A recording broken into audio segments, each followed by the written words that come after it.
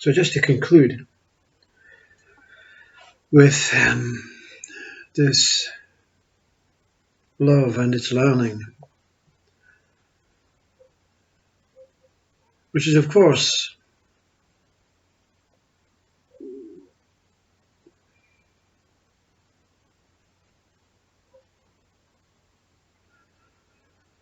based on experience. Learning is the experience. Love is that what drives the experience to establish who the driver is, what the driver is, where the driver is looking from, and whether the driver can be seen or not. Nectarian knowledge, everything is space.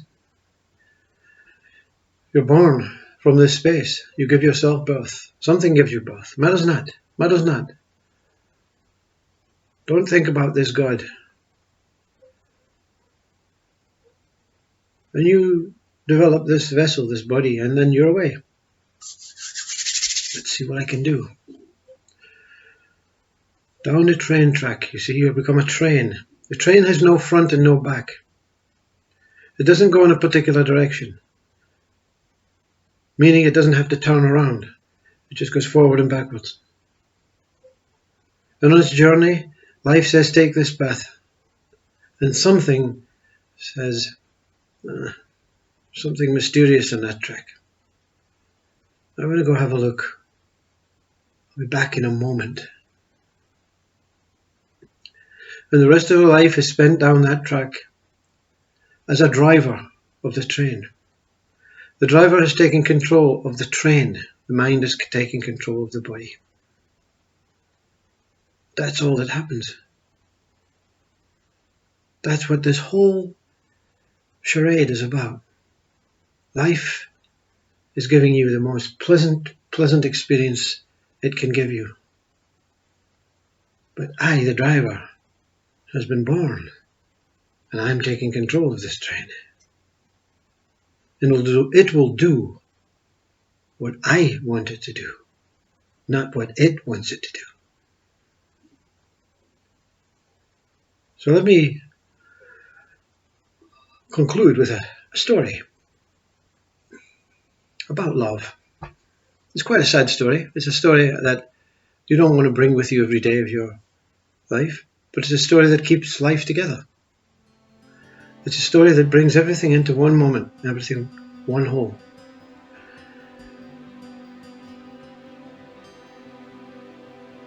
A man and his wife, they've been living together for a long time, and they're not getting on very well. The man is a bit suspect that the wife is maybe, fallen out of love and met another man. So he thinks, I know what I'll do. I'll buy a dog. That'll hold us together. That'll be the one, because we can't have children, you see. They couldn't have children. So he buys a dog based on just holding together this relationship. But as soon as the dog comes into the house, the man says, wow, I never realized I would like this dog so much. And the man and the dog form this unbelievable, incredible relationship. He takes the dog everywhere. He takes it to his walk. He takes it for walks. He throws it the stick. The dog, he trains the dog. He loves the dog. He feeds the dog. And they form this complete bond. They don't even have to talk to each other. There's just this instinctive knowing. The dog picks up the stick. The man says, right, let's play. So for the man, life has taken a beautiful, beautiful turn. But for the lady, it was great. It was an excuse she needed. She was always going to go. So they split up. So the man lost his wife. But he says, well, you know what? I've got my dog. But of course, through that legal ways, the house had to be split. The house had to be sold. And the money split. So the man says, well, I've got some money. Me and the dog, we'll make a life for ourselves. And of course, it's not as easy as he thinks, because what happens Out of the blue, he loses his job. He's quite old. He finds it difficult to get the jobs he used to be able to get easy. But he's got the money, so he rents a little apartment, him and the dog, and they go and they play and they have fun and they love. They go to the beach, they go to the hills. It's just the most incredible relationship. He misses his wife, of course, but you know what? This is a perfect replacement. Until very soon he says, we have to get a proper house. So he goes on to the council, he does all this stuff, and everything seems to go against him. Every which way he turns, it seems to fall through. Everything falls through. Slowly the money, it disappears because, they're paying too much rent and too much heating and all that stuff. But he says to the dog one day, he says, up in the hills, he says, what, we're going to get through this. We will get through this. Something good will happen to us. Something will get us a place where it can be perfect. But alas, the complete opposite happens. He can't get a house. The council won't give him a house. There's nothing they can do. Every which door he knocks on, no, sorry, not today, not today, not today. And very, very slowly, the man keeps trying, keeps knocking at doors, keeps forcing his way in, but nothing happens. Nothing seems to be on his side. So eventually the money ran out, you see. He didn't choose alcohol or cigarettes to nullify his depression. He says, no, it's not about me, it's about the dog. It is about this dog. I need to give this dog a home. But eventually, the dog and its loyalty keeps coming with a stick, and they keep trying, and the playing gets less. And when the playing gets less, the man gets more depressed. And when they sit in the alleyway where they are now living, homeless, no money, very little money, enough for food for the dog, he begins to flounder, and the dog, it lies beside him and just waits with a stick, looking up with his ears perched, his tail high. But it just gets worse. And one day the dog sits in front of the master, and his tail is no more wagging, his ears are down, and the man says, I can't have you like this. I've let you down so badly. I've let you down so badly that I need to give you a home. You need to find somewhere where people can love you and walk you, and you can have a sofa to jump on and all that stuff that dogs do. When we first met, I failed you miserably. I need to find you a home. I can't let you live in the streets with me. So he stands up, and the dog picks up the stick, and not today. We're going somewhere. So he takes the dog to the dog home, the pound. And through his tears, he tells the lady all about this beautiful dog and how he can look after it, and she promise to look after the dog. And she says, are you very sure? The dog absolutely loves you. I can see that. Yeah, but it's not about me. It's about giving the dog some sort of foundation, some sort of life, and amongst children and amongst people, a family. I need the dog to be happy. That will make me so content. And you can do that for me. Oh, she says, we will certainly make sure. We will certainly make sure.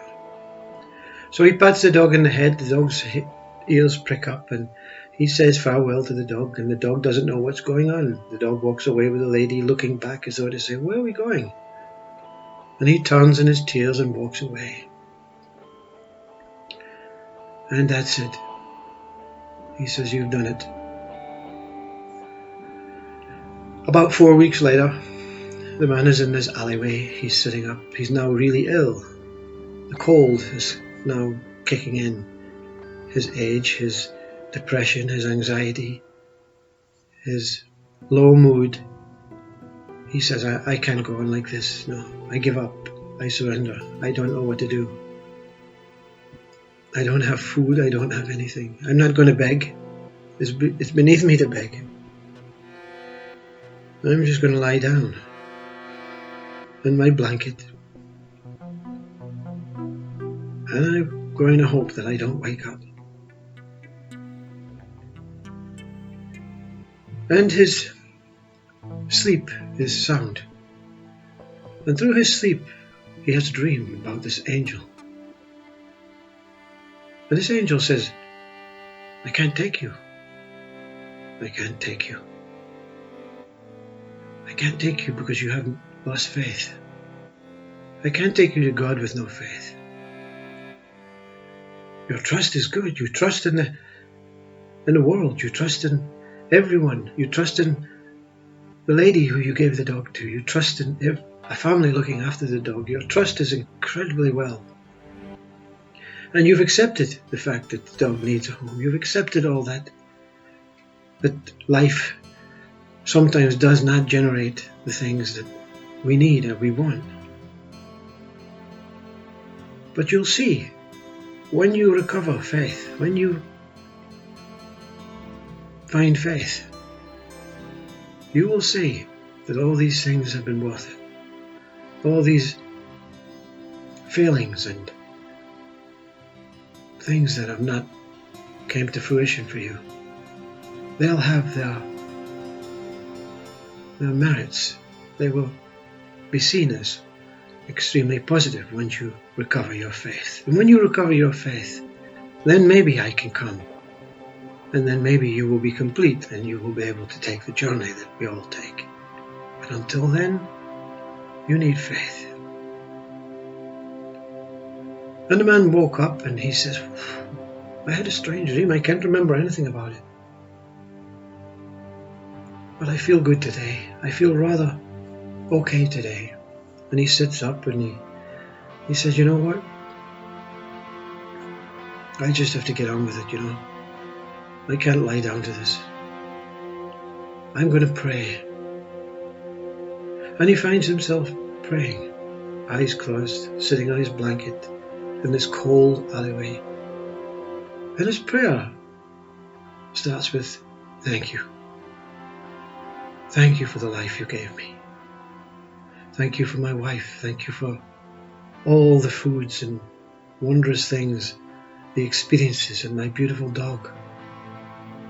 Thank you for giving me this blanket that keeps me warm. Thank you for the buildings that surround me that keep the wind off me. Thank you for my breath. I am so lucky. I'm still alive. I have nothing, but I'm still grateful. This prayer was full of thanks, full of praise, very genuine and open prayer.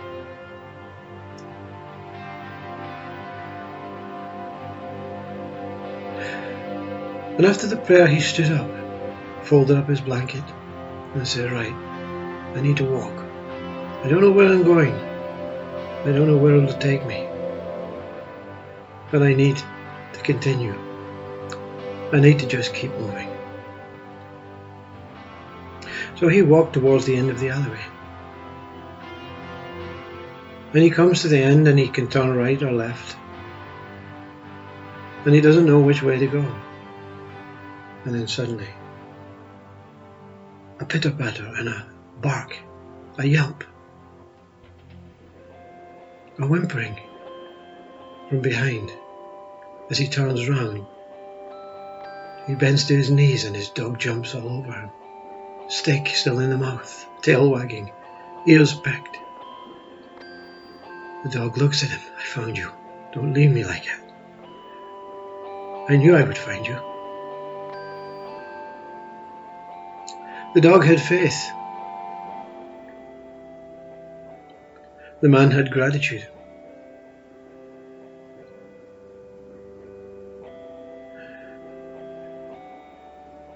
He put the dog on the lead.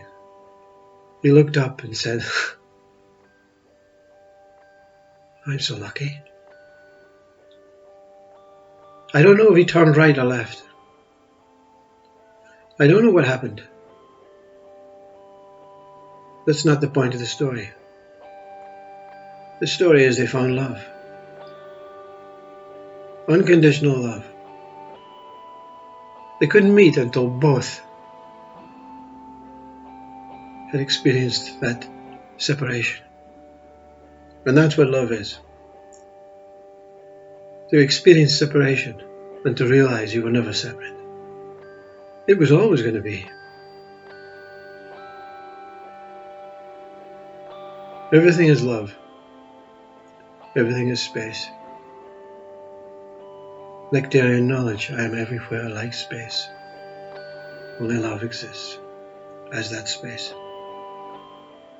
All is love. So I want to leave you with love. But I don't have to leave you with love. Where can love go? Where can I go? Where can you and me go? All is a moment of love. Taking shapes. Taking positions. Through learning, the shapes and the positions go. And all that's left is one whole love. Thank you.